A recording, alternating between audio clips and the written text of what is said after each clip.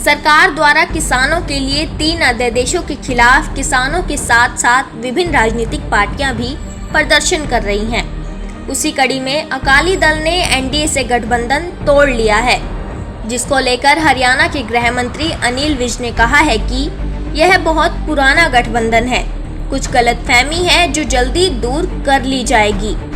प्रधानमंत्री ने इसके बारे में स्पष्ट कर दिया है कि किसानों को एमएसपी और मंडी की जो चिंता है, इसके बारे में कह दिया है कि दोनों ही रहेंगी। वहीं रणदीप सिंह सुरजेवाला के बयान पर प्रतिक्रिया देते हुए विज ने कहा कि सुरजेवाला को हर चीज टूटने में जीत नजर आती है, लेकिन हमको जोड़ने में जीत नजर आती है। अकाली हमारे बहुत पुराने पार्टनर हैं और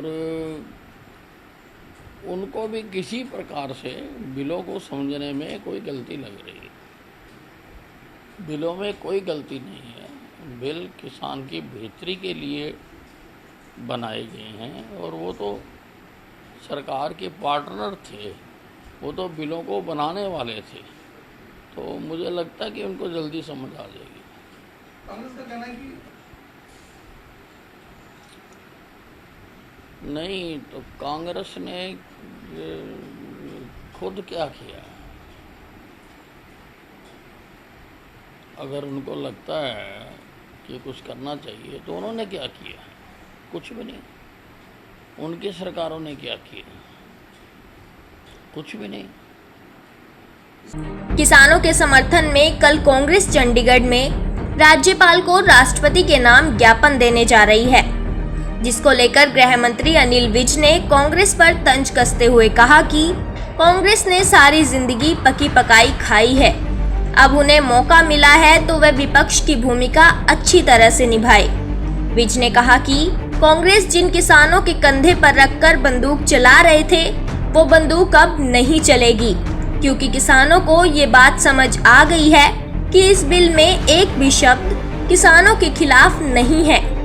कांग्रेस ने एमएसपी के लिए भड़काया था, सरकार ने एमएसपी भी बढ़ा दिया है।